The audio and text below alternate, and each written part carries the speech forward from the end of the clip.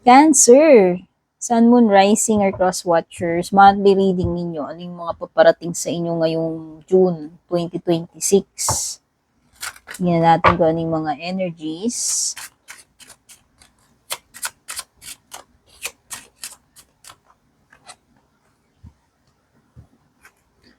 First card mo, family room.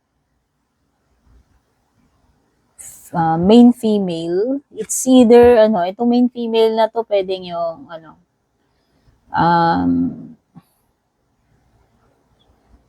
significant na mo siya, partner, si significant person mo.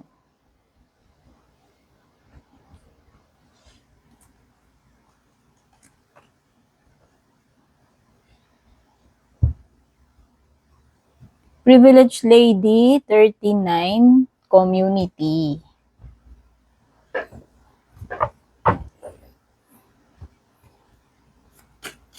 Okay, mukhang merong mga bisita rito, mukhang merong mga family gathering, kasi yung community na yan, pwedeng yung mga relatives mo rin yan, pamilya mo, pwedeng mga neighbors, no?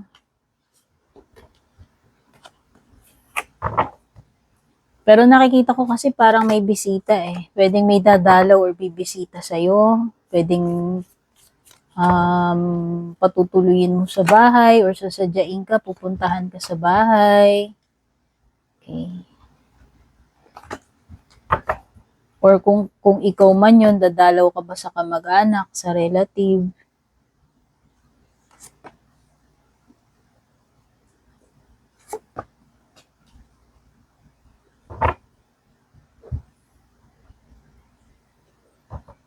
Meron ditong person na maswerte.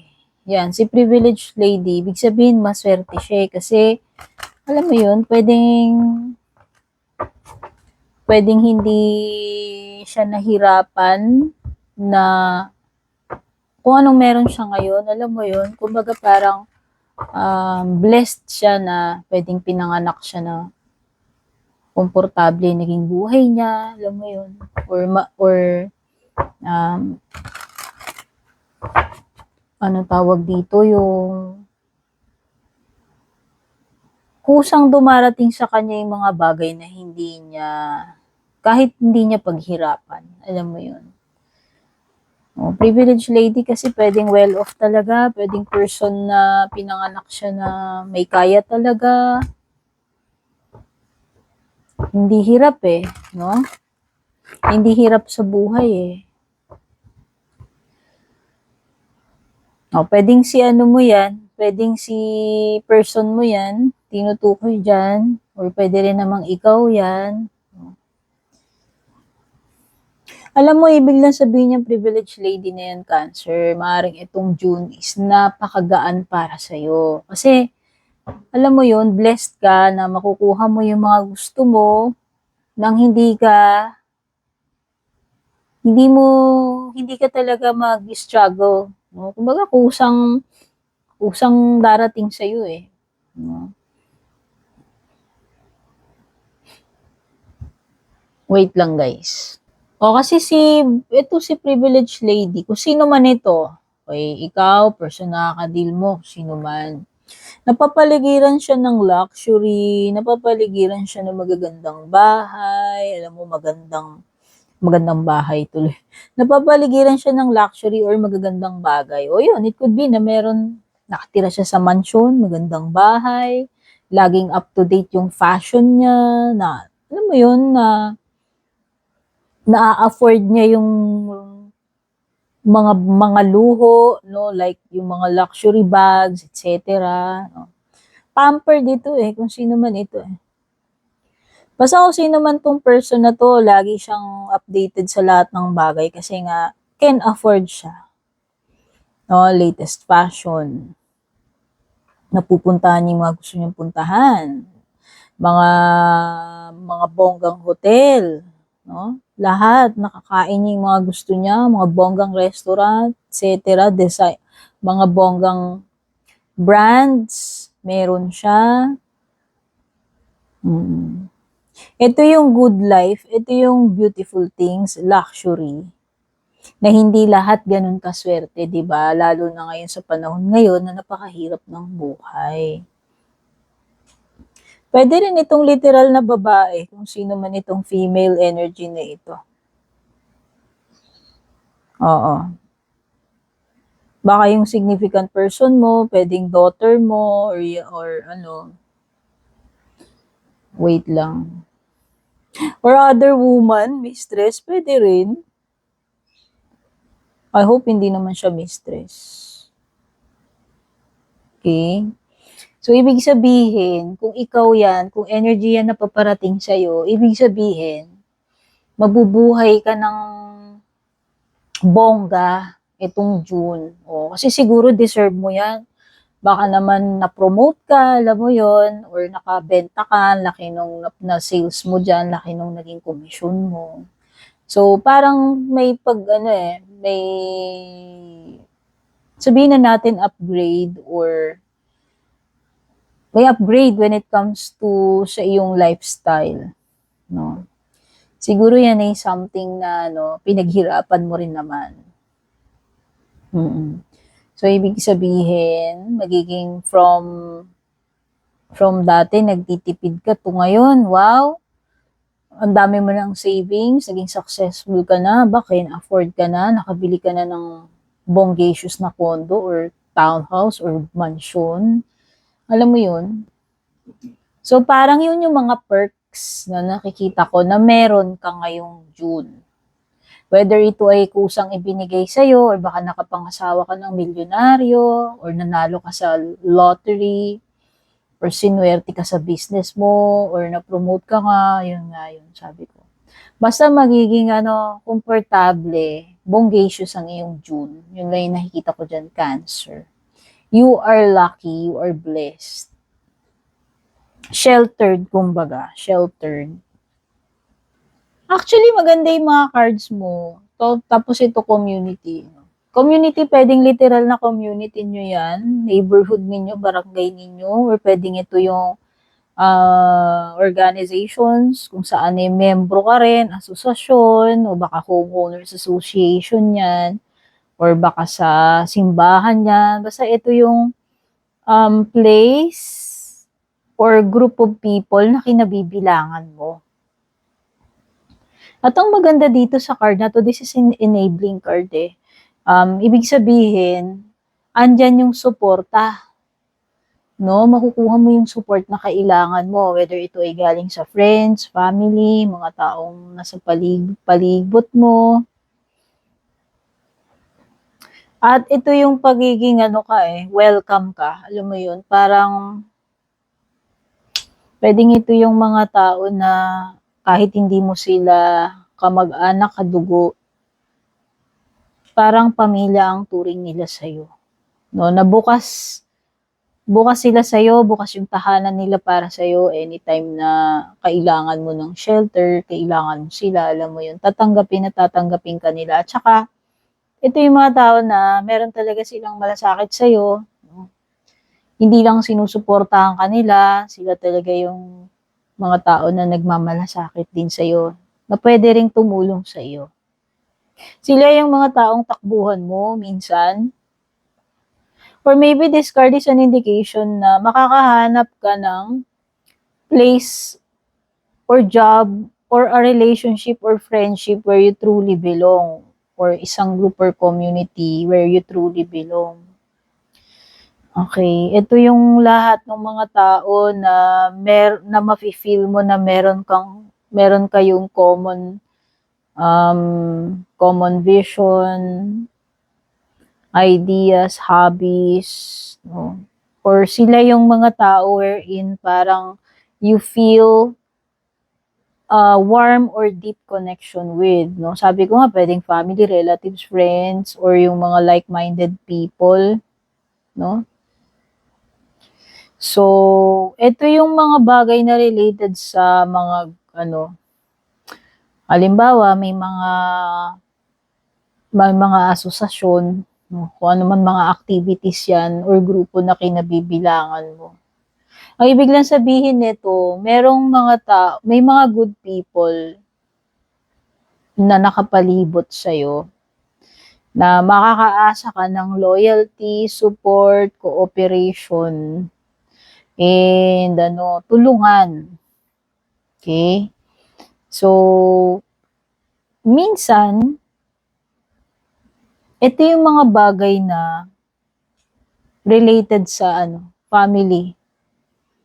Sabi ko nga pwedeng mga um,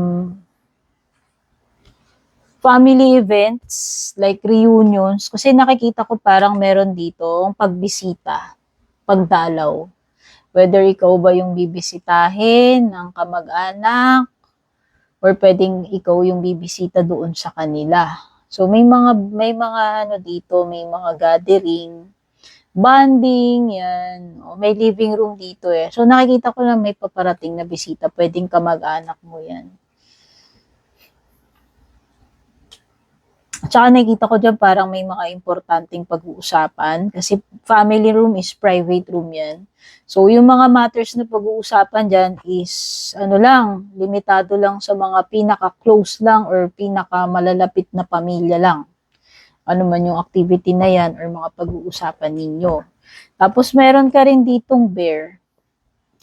Okay, pwede daw magkaroon ng danger. Itong danger na to in general pero pwede rin siyang problema or danger related sa pera.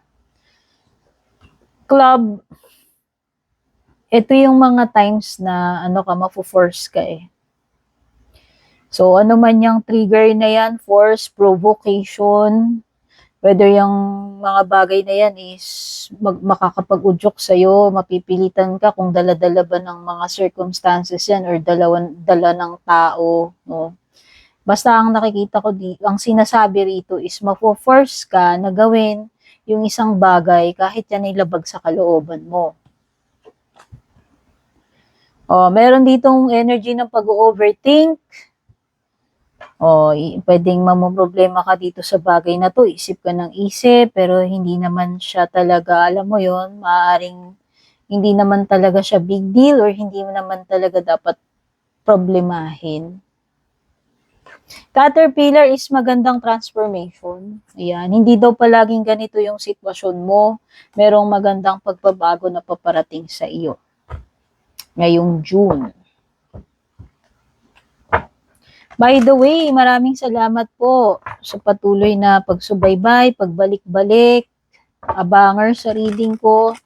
Maraming salamat din po doon sa pagsusubscribe ninyo, pag-follow ninyo, like, comment, share ninyo palagi.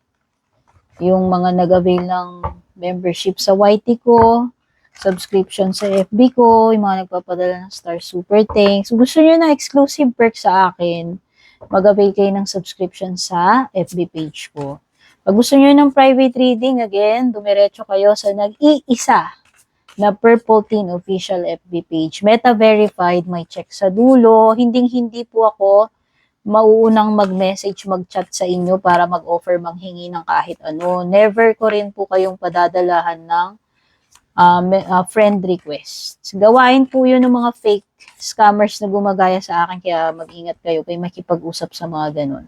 Pag merong nag-message, nag-add friend, matik yan, hindi po ako yun. Ha?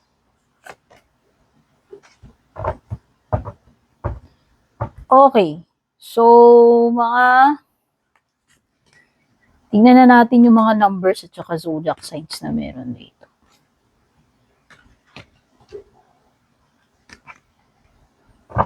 Para sa mga numbers, pwedeng may umulit-ulit na numbers dito kasi kung ano lang lalabas sa cards. 21, 2, 12, 39, number 6, number 5, number 2, umulit yung 2, umulit na naman yung number 5, number 7, number 1, tsaka number 8.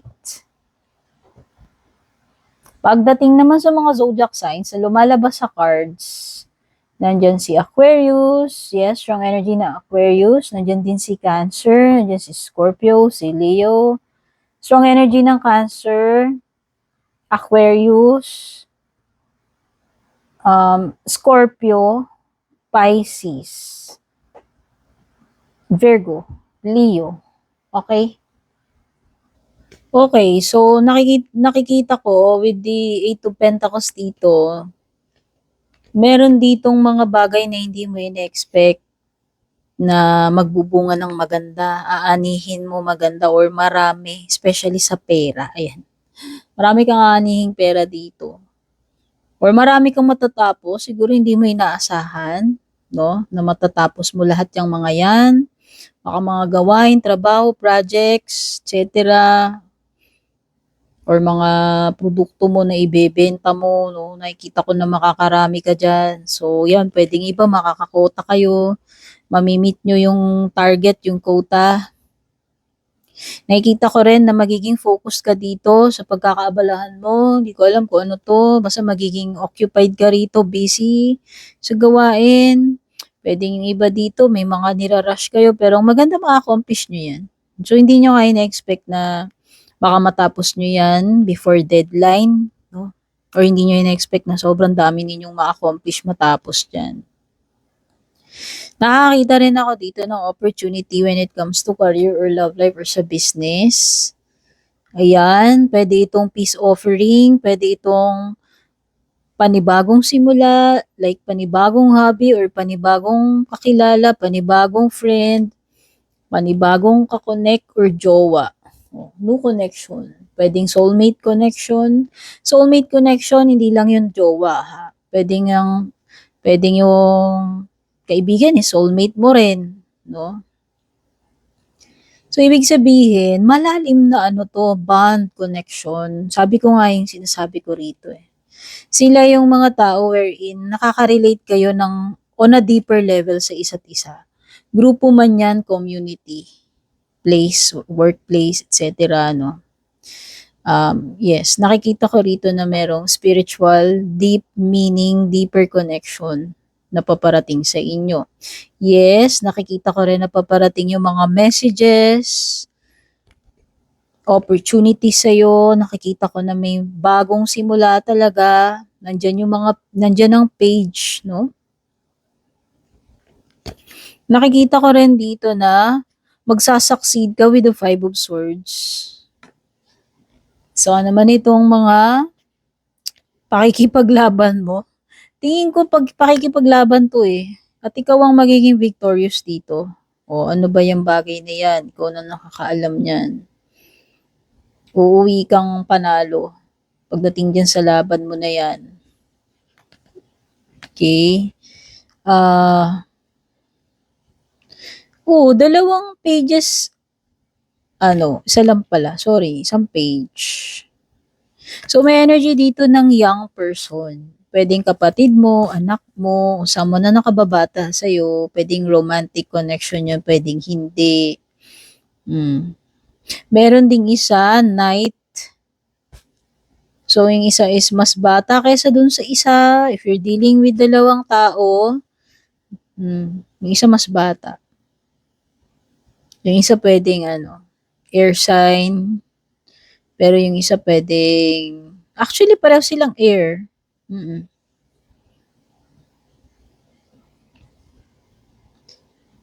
May mga bagay dito na hindi mo basta pwedeng talikuran, iwanan na lang. May mga bagay na kailangan tapusin mo, asikasuhin mo muna bago ka magsimula ng panibago or bago ka umalis, lumipat. No? Or mga bagay na pwedeng hindi mo takasan. No? Abandonahin ng ganun-ganun na lang. May ganung energy dito.